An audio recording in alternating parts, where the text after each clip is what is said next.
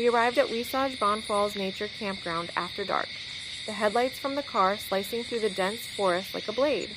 By this time, the office was locked, the lights off, and the place felt eerily quiet. It was already late, and the campground was mostly deserted. "Well, this is it," I said, turning off the engine. "Guess we're on our own." Lydia smiled and stretched. Good thing we're pros at setting up in the dark. She grabbed her pack, and we made our way to a spacious, open spot, the only sounds the rustling of the trees and the soft creak of the car door shutting behind us. We tried to be quiet, knowing that most of the other campers were already asleep, though the place felt oddly empty. It was one of those nights when the wind seemed to carry strange whispers through the trees. Weird how it's so quiet. Lydia commented as we unrolled our tent. I mean, we're in the middle of nowhere, but it feels weird. I shrugged, not sure how to explain it. It's probably just the dark. Anyway, let's get some sleep. Big hike tomorrow. The wind picked up as we crawled into the tent, the flap rustling, but neither of us thought much of it. After all, it was a perfect summer night. The next morning, we woke early, ready for a day-long hike. The air was crisp, and the forest still had that magical, still quality that only the morning could bring. We were eager to get started, but as I looked around, I noticed something strange. That wasn't there last night," I said, pointing to the fire pit. Lydia looked over, her brow furrowed. What's that? I squinted. There, in the ashes of the fire pit, was a piece of fabric, a weathered, half-decayed patchwork of twisted human hair. It was wet and slimy, as though it had been pulled from the river. My fingers brushed against something embedded in the fabric, something yellowed and broken. A tooth! What the hell is that? Maybe it's a trap for animals or something? Lydia said, eyeing it cautiously, but the unease in her voice was clear.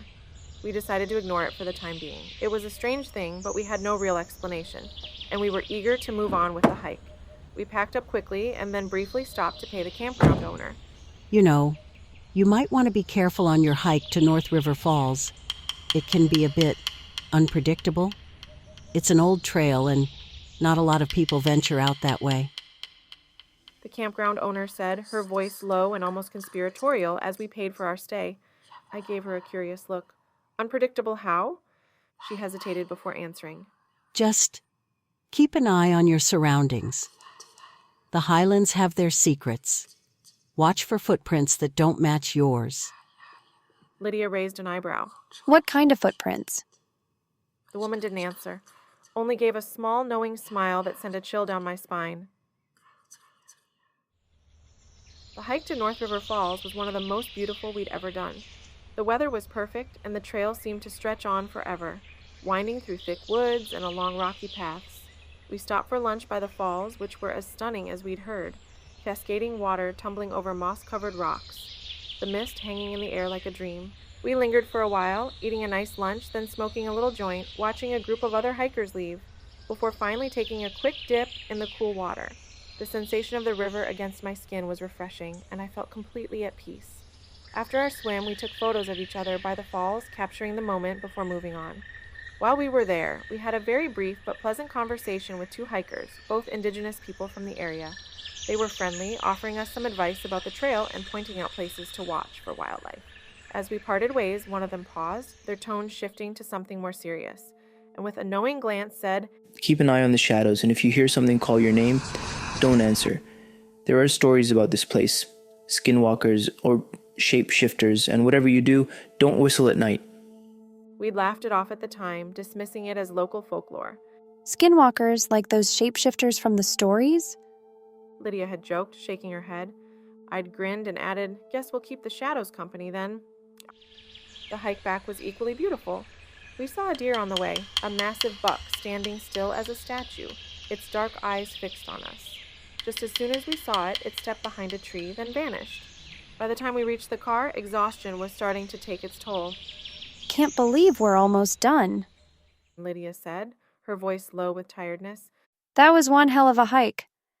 And now we had a bit of a drive ahead of us if we wanted to make it to Meat Cove before it got too late. By the time we reached Aspie Bay, the sun was setting quickly, and I realized we might not find a camping spot at Meat Cove, since it's first come, first served. Instead, we decided on Cabot Landing, a spot I was familiar with, even if camping technically wasn't allowed there. We figured we'd avoid setting up the tent to stay under the radar.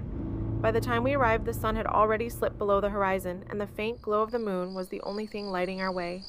We made food and ate quietly, but there was something about the place that made it feel off. Maybe it was the isolation or the way the trees seemed to, I don't know, watch us? After a quick meal, we set up in the car for the night, exhausted but too tired to care about comfort. Lydia fell asleep almost instantly, while I lay there tossing and turning. I kept waking up, feeling the weight of something watching me through the windows, but every time I looked, there was nothing.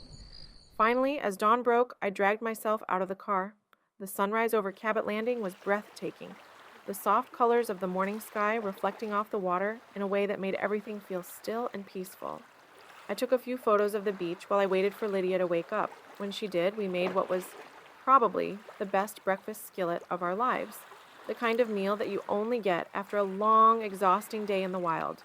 We ate in silence, enjoying the tranquility of the moment. Later, as we packed up our things and prepared to leave, something about the scene unsettled me. The car sat in the same spot where we'd parked the night before, but as I looked down at the ground, I noticed something strange. A series of footprints in the dirt and gravel surrounding the vehicle. At first I thought it was just the usual mess, muddy prints left from walking around in the dark or when we went for a late-night bathroom break. But as I knelt down to examine them, a chill ran through me. The prints weren't ours. They were too large and too deep for our boots, and they didn't seem to follow a normal path. They twisted in strange, irregular directions, like someone or something had been circling the car. The marks were faint, but enough to be unsettling, as if they'd appeared in the dead of night when we were both asleep. Lydia came up behind me, looking over my shoulder.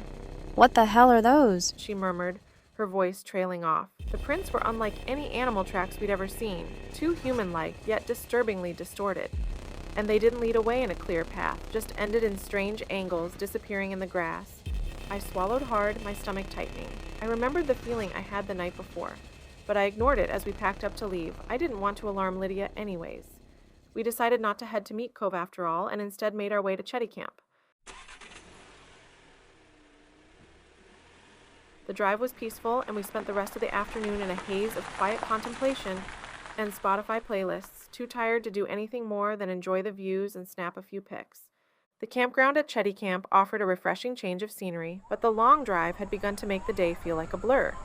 The site was packed with visitors, so after dinner, we spent the evening up at the Veterans Monument Lookout, unwinding, smoking joints, and watching the sun sink below the horizon.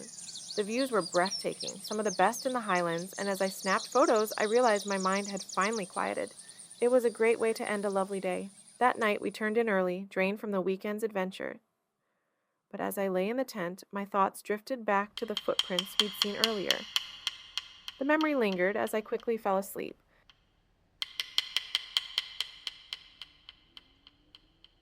The next day, once we were all packed up, we decided to hike to Gypsum Mine for a dip.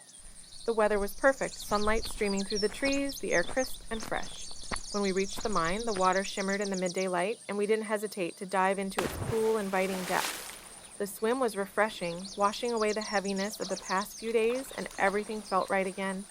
On our way back to the car, though, I realized I'd lost my sunglasses. I'll catch up, I told Lydia, turning back to jog up the path. I retraced our steps, scanning the ground, when I noticed someone a short distance away. A hiker stood near the edge of the woods, facing me, wearing sunglasses that looked just like mine. "Excuse me," I called out, jogging up the hill toward them. They turned their heads slightly, just enough for me to catch the glint of the frames in the light. I quickened my pace, but before I could get closer, they stepped into the trees, vanishing into the shadows. What a prick, I thought to myself. When I reached the spot, there was no sign of them. Gone. It was like they'd disappeared entirely. I was annoyed, but I shook it off and headed back. When I caught up with Lydia, she was standing near the car. She nodded toward the trees. I thought I saw someone just now. They looked like they were wearing your sunglasses. But when I called out, they just walked into the woods. And then they were gone. A chill ran down my spine. I saw the same thing, I said, forcing a laugh. Maybe they just really liked my sunglasses. Lydia chuckled nervously. Yeah, maybe they thought you wouldn't notice if they just walked off with them. We shook our heads, brushing it off as a weird coincidence, and neither of us was in the mood to dwell on it. As we climbed into the car to head home, we had a strange mix of feelings. Happiness for the adventure we'd had, but also unease. As we drove back toward Halifax, we started looking through the photos we'd taken. That's when we saw it. There, in the background of several shots, was a figure. A figure just beyond the trees, always in the distance, never close enough to make out details. Was it a person? At first, we brushed it off as a coincidence, assuming it was another hiker we'd passed somewhere along the trail, but as we kept scrolling through the photos, a strange pattern emerged. In one photo from North River Falls, the figure stood by the edge of the falls on the riverbank. Neither of us remembered seeing anyone there.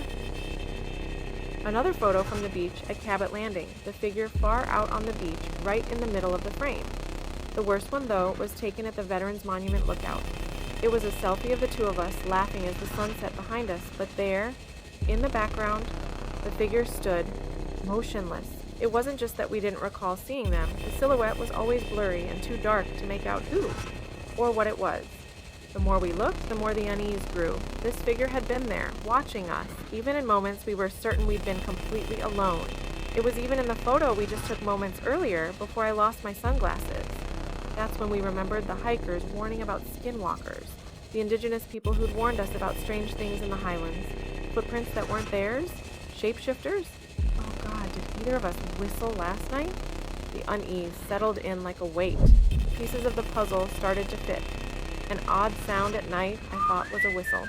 The figure in the background of our photos. The person at the gypsum mine. I glanced at Lydia, who had gone quiet. Do you think... She looked at me, her expression unreadable. Whatever that was, it let us go. I nodded slowly, feeling a shiver run through me. Lydia turned her gaze back toward the road. Maybe we didn't see it because it didn't want us to. Her words hung in the air, heavy and unsettling.